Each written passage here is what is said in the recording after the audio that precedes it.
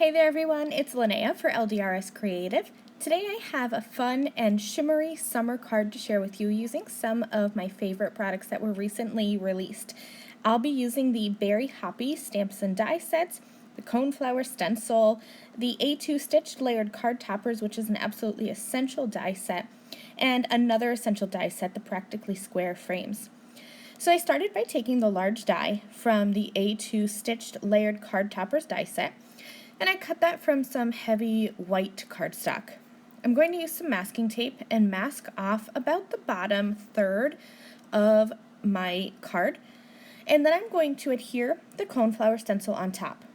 I'm going to ink blend with just two colors of ink. I'll use Soft Kisses for the center of the flowers, or I'm sorry, this is Fandango. This is a darker pink.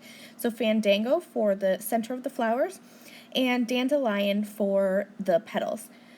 Now there are little portions that are meant to be leaves, and you can tell the difference because they kind of have jagged edges instead of the smooth oval parts of the cone flowers. I'm not taking any care to mask those off. I'm just going to blend right over them with my yellow ink and make them petals. It's not really going to make a difference in the background, but if you wanted to take the time to add in a third color and add some green, you definitely could. I like to use Pistachios Aplenty if you're looking for more of a springtime look, or Key Lime Pie is a really pretty brighter green. Now I wiped off my stencil, and I'm going to cover this with a bit of shimmer paste because I want to have my stenciled design really shimmer and shine and bring the eye down to this portion of the card.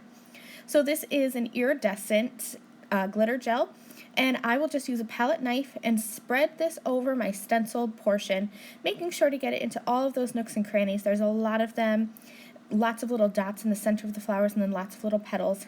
And then I'm going to scrape this off back into my container. Now because the LDRS Creative inks are hybrid inks, the paste will not react with the inks, so I can put this right back into my container and use this again later. I'm going to slowly peel back that Coneflower stencil, as well as my bits of masking tape, just peeling them back onto each other.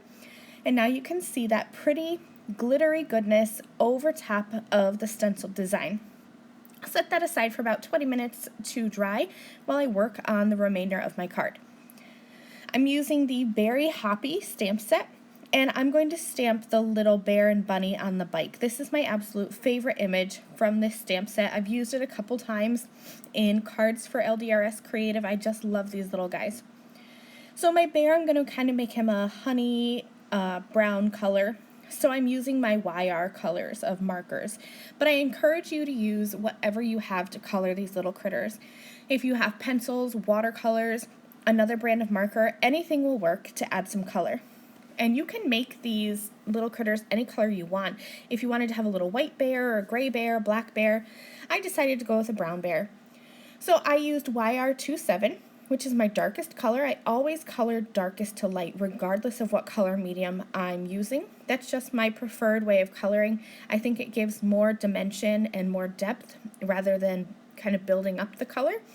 So I start with my dark color, the YR27, then I came in with YR24, this is YR23, and then I will also be using some YR21 and YR20. And every marker that I come down with, I'm just pulling out those shadows and pulling out that darker marker with the lighter until I have my bear completely colored. Then I'm going to move on to my little bunny, and I decided to use some warm grays for him, so I'll use W4, W3, W2, and W0. And then I'll add some pink to the ears as well. I'm coloring this little guy the same way as I colored the bear, starting with my darkest color, so the W4, and just adding shadows. And then I'll go down a color and pull out those shadows a little bit more and continue to do that until my whole image is colored. I colored the rest of the bike to be kind of a hot pink color to match the center of my Coneflower stencil flowers, and then I colored the bike to be yellow to match the flowers itself. I added just a little bit of greenery to the basket, the flowers that are in the basket, and then I also colored those little flowers to be yellow. You can customize these guys to be any colors that you want. I just picked some of my favorites and went with that. Next up, I have a little trick for you. No matter your coloring method, your markers, your watercolors, it's going to kind of dull the ink color a little bit. So I like to keep my stamp positioned in my stamp positioner, pop my paper back in. I'm using my LDRS Creative Hybrid ink along with my Stampendable, and I will stamp over that image again to really bring those black lines back to life and give that a crisp outline. Now, as I was working on the remainder of my card, I cut out a scalloped square from the Practically Square Frames die set, and I thought that it needed a little bit of something. So I'm going around the edge with Soft Kisses, which is a really pretty soft pink ink, and I'm going to ink blend around the edges there. And then I also added some ink around the edges of my card panel. I cut a small, about 1/4 of an inch thick piece of pink cardstock to go along the border, and the card was still missing something. So I decided to mask off, this time the bottom portion, so the portion that I had already stenciled and added the glitter gel over. I'm going to use some more masking tape, mask that off, and then tape down the Coneflower Stencil so that I can add some quick and easy ink blending into the top area. I went back and forth between just blending pink ink, just the Soft Kisses ink all over, or maybe adding some clouds, but I really wanted this to be a soft and continuous looking card. So I just decided to go over that Coneflower Stencil with the Soft Kisses ink to kind of bring the whole card together and create a soft background, but one that wasn't so stark white. I just wanted something else there. I'm going to use a line of liquid adhesive to add that little pink strip, and that's just going to cover up the border. It's going to give the eye a bit of a break. That's something that I think you need when you're mixing. Even though this is one stencil, you're still kind of mixing patterns.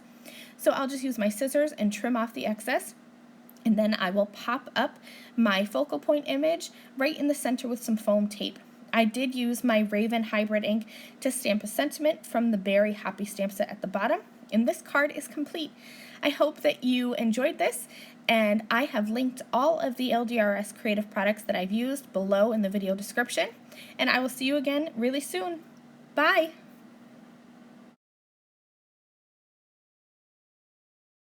Thank you again very much for watching this video. If you liked this video and you'd like to see more from me, please hit that subscribe button that is on the screen now. And here are a few other videos that I thought you might enjoy.